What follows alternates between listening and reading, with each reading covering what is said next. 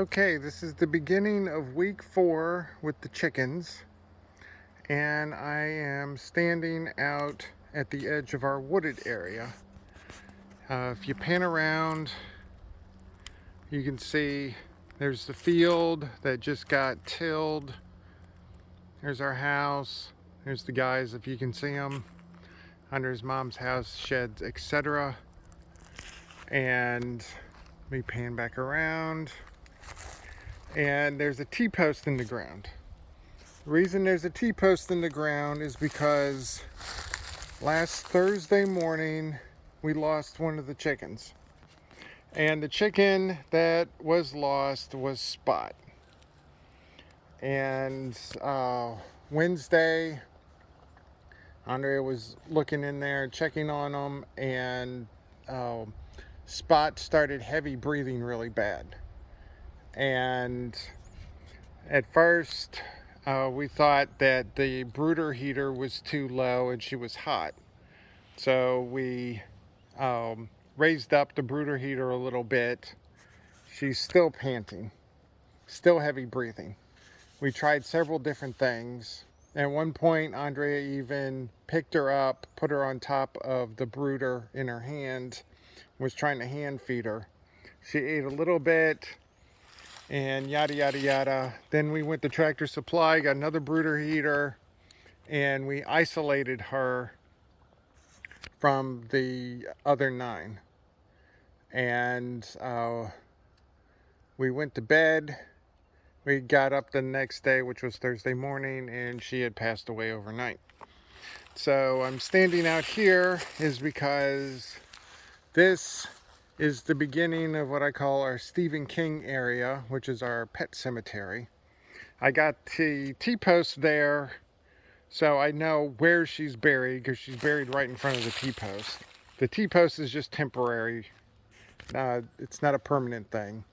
We have some animals that we had previously, 3 cats and a dog that had passed away. And so as part of our intention to actually create a pet cemetery here, and we felt that this was as good a place as any to do it.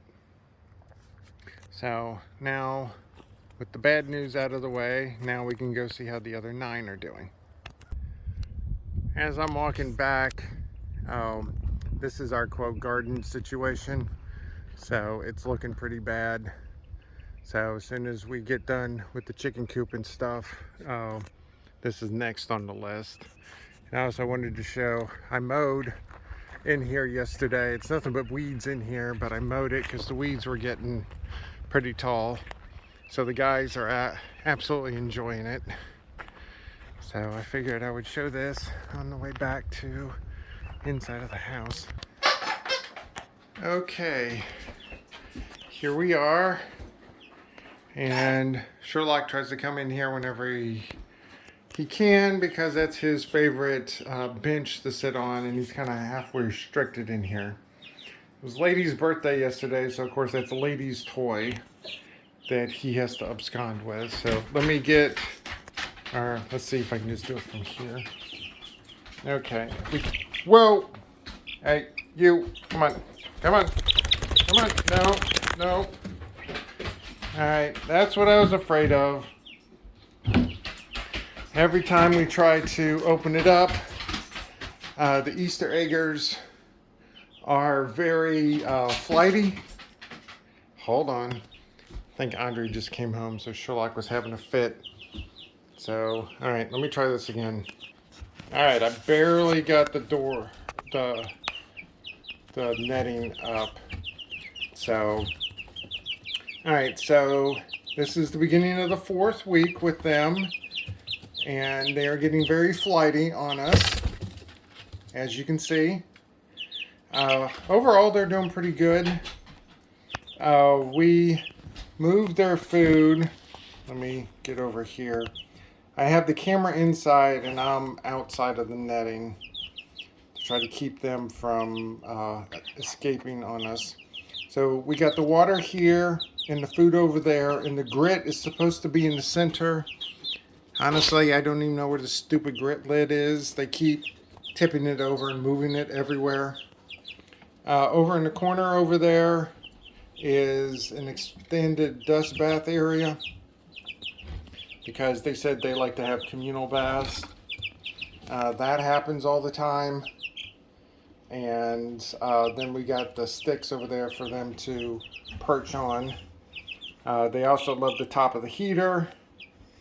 But if you look at them, pretty much their feathers are pretty much in on most part of their back. Their tail feathers are coming in, and the feathers are slowly but surely getting on their head areas.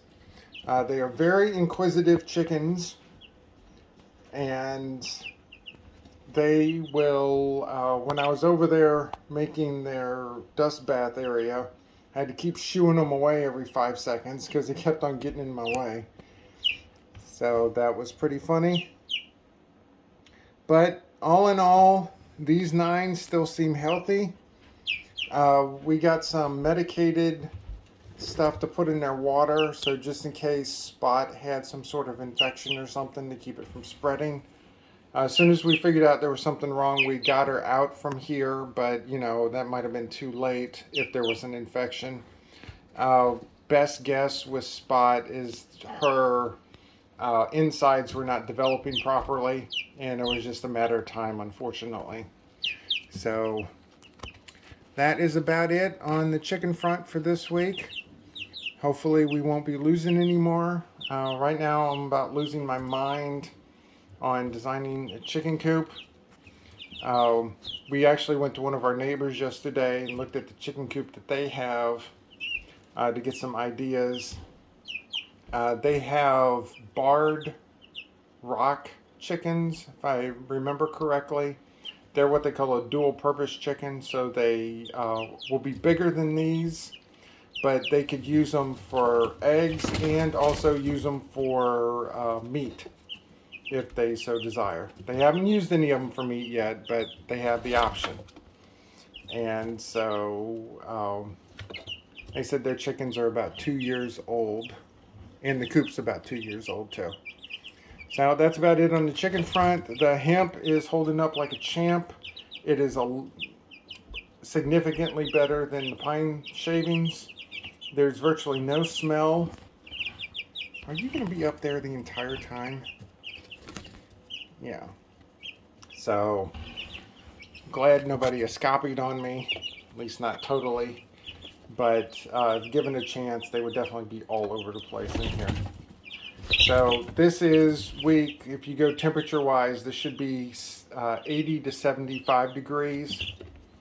As soon as it gets to the end of next week, we should be able to have the heater off, because then their temperature for them will be the ambient temperature that we keep it in the house, which will be about 70 degrees. And then at that point, we can take the brooder heater off, which will depress them because then they have one less thing to stand on, but they'll get over it. So that's about it for this week.